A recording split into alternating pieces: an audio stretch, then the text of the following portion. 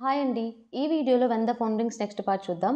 Previous parts యొక్క playlist link ఈ video డిస్క్రిప్షన్‌లో ప్రొవైడ్ చేశాను. మీరు ఇంకా ఎవరైనా చూడకపోతే ఫస్ట్ ఆ వీడియోస్ చూసి ఇది ఫాలో అవ్వండి. లేకపోతే కన్‌ఫ్యూజ్ అయిపోతారు. అలాగే ఇలాంటి వీడియోస్ ఫ్యూచర్‌లో మిస్ అవ్వకుండా చూడడానికి తప్పకుండా ఛానెల్‌ని సబ్స్క్రైబ్ చేసుకొని బెల్ ఐకాన్ కూడా ఆన్ చేసి పెట్టుకోండి. ఎపిసోడ్ స్టార్టింగ్‌లోనే నేను మీకు ఆల్రెడీ చెప్పాను కదా! కిడ్నాపర్ సాయియోని షూట్ చేస్తాడని చెప్పి. సో, షూట్ చేయగానే హుజు అది చూసి చాలా కంగారు పడిపోయి కార్‌లో నుండి వెంటనే దిగుతుంది. సాయియోన్ అక్కడే కింద పడిపోతాడనమాట. సో, స్పృహలో కూడా ఉండడు. హుజు వెంటనే సాయియోని లేపడానికి ట్రై చేస్తూ గట్టిగా ఏడుస్తూ ఉంటుంది. మనకి నెక్స్ట్ సీన్‌లో ఏం చూపిస్తారంటే ఇదే సిట్యుయేషన్ మళ్ళా హుజుకి కల్లో వస్తే తను ఉలిక్కిపడి నిద్రలేస్తుంది. అప్పుడు లేవగానే తనకి హెచ్‌బీసీ రిపోర్టర్ కాల్ చేసి ఇలా చెప్తాడు. సాయియోన్ తన ఆస్తులన్నీ డొనేట్ చేశాడు. సో, ఈరోజే ఆ డొనేషన్ జరుగుతుంది ఇక్కడ అన్నట్టు చెప్తే హుజు, నేను వెంటనే అక్కడికొస్తాను. అక్కడికి సాయియోన్ వస్తాడు కదా అంటే హెచ్‌బీసీ రిపోర్టర్, లేదు సాయియోన్ అయితే రాలేదు. ఇక్కడ చాలామంది ఉన్నారు. ఇక్కడికి రావద్దులే నువ్వు. ఇంట్లోనే ఉండు అన్నట్టు చెప్తాడు.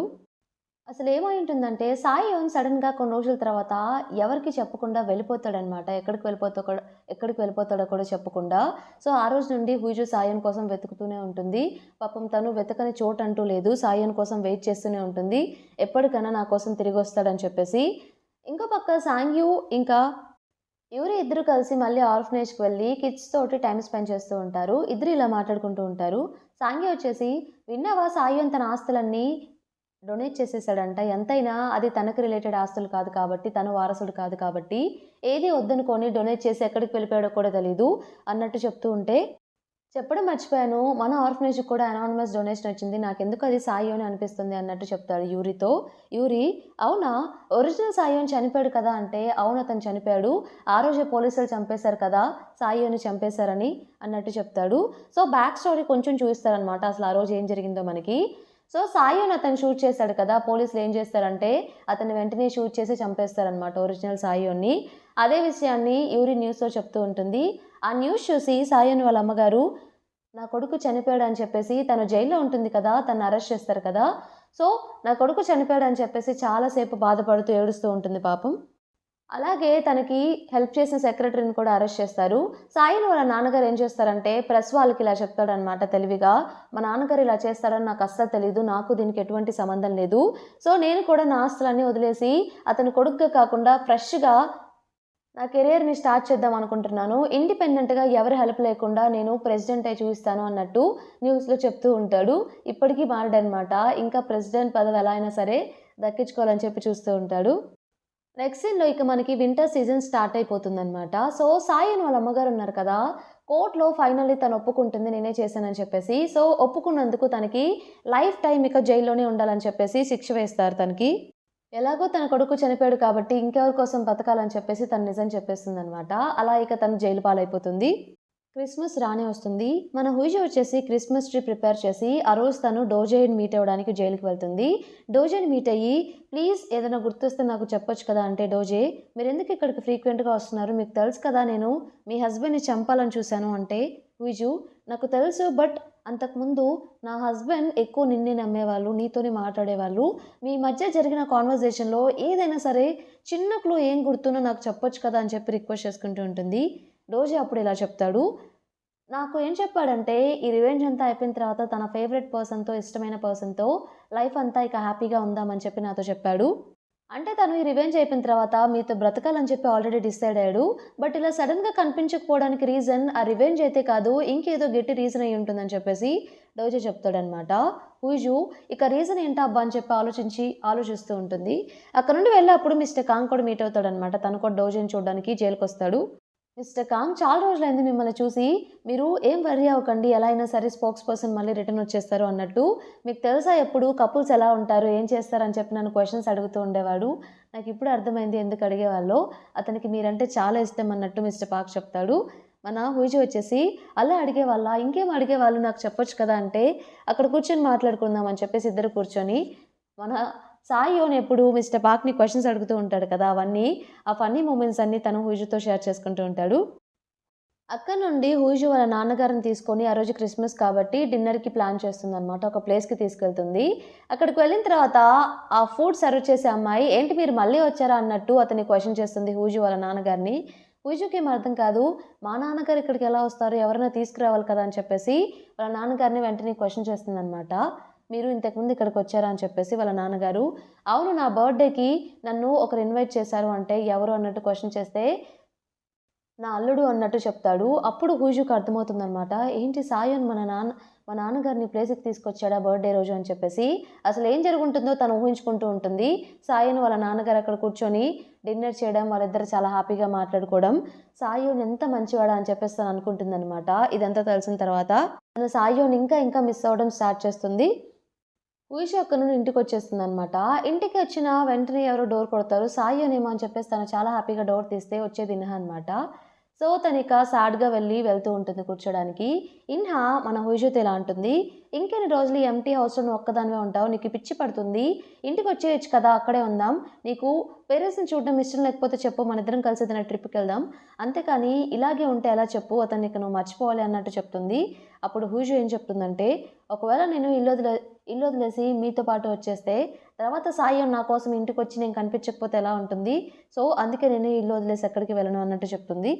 నాకిప్పటికీ గుర్తుంది. ఆ రోజు నేను హాస్పిటల్‌లో అడ్మిట్ అయిన తర్వాత సాయూన్ నా చేయి పట్టుకొని చూస్తూనే ఉన్నాడు. బట్ నేను పూర్తిగా కోలుకున్న తర్వాత సాయూన్ కనిపించట్లేదని నాకు చెప్పారు.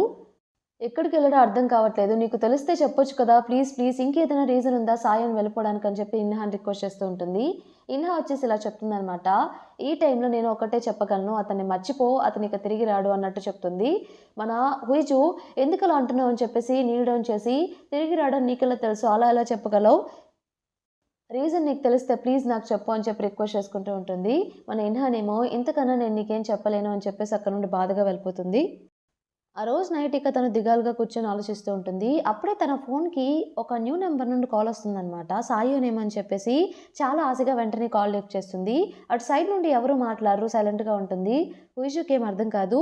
ఇది సాయోనే అని చెప్పేసి డౌట్ వచ్చేసి ఇది నువ్వే కదా అని చెప్పేసి క్వెషన్ చేస్తుందనమాట.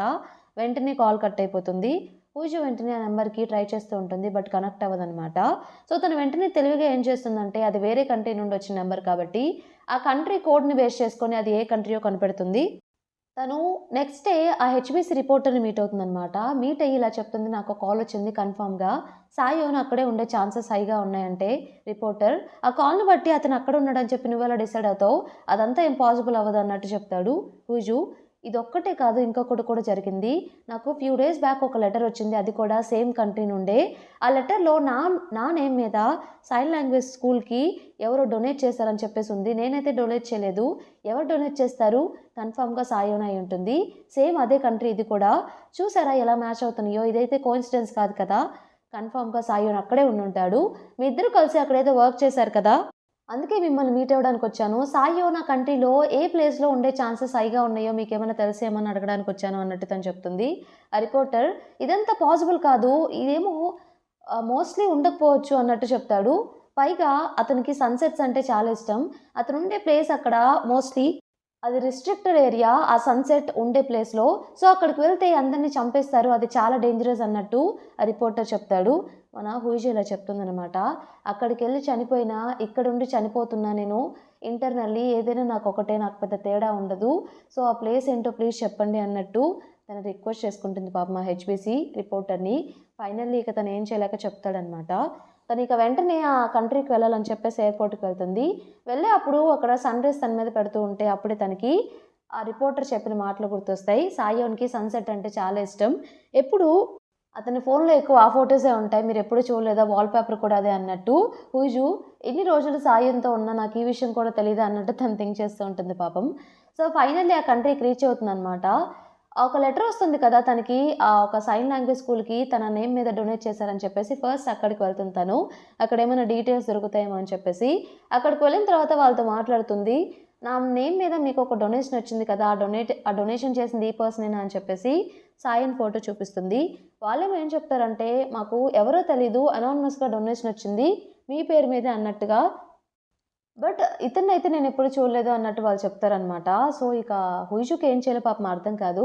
సో, తనకున్న ఒకే లాస్ట్ హోప్ ఏంటంటే, ఆ సన్‌సెట్ ఉన్న ఆ ప్లేస్ ఉంది కదా! Dangerous place. అక్కడికి వెళ్లి సాయన్ ఉన్నాడో లేదో చెక్ చేయడం. సో, అతన్నడుగుతుంది, "మీకు ఈ ప్లేస్ ఎక్కడో తెలుసా? సన్‌సెట్ ఎక్కడవుతుందో ఈ కంట్రీలో తెలుసా?" అంటే, "అక్కడికి మీరెందుకెళ్తున్నారు? అది చాలా డేంజరస్ ప్లేస్. మీరు వెళ్ళకూడదు" అన్నట్టు అతను చెప్తాడు.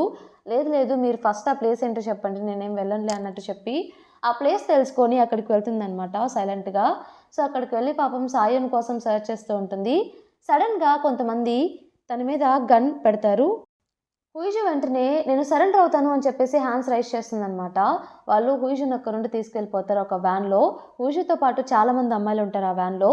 వాళ్ళు అది డేంజరస్ ప్లేస్ అని తెలిసినా కూడా హుయిజు తన లైఫ్ని సాక్రిఫైస్ చేసి సాయన్ కోసం అక్కడికి వెళ్తుంది. వాళ్ళకి ఆ హుయిజుని అలా తీసుకెళ్తూ ఉంటారు ఒక వ్యాన్లో. ఇంతటితో మనకి ఈ పార్ట్ కంప్లీట్ అయిపోతుంది. ఈ పార్ట్ మీకు నచ్చింది అనుకుంటున్నాను. నచ్చితే తప్పకుండా ఛానల్ని సబ్స్క్రైబ్ చేసుకోండి. అలానే వీడియోని లైక్ చేయండి. Thank you for watching.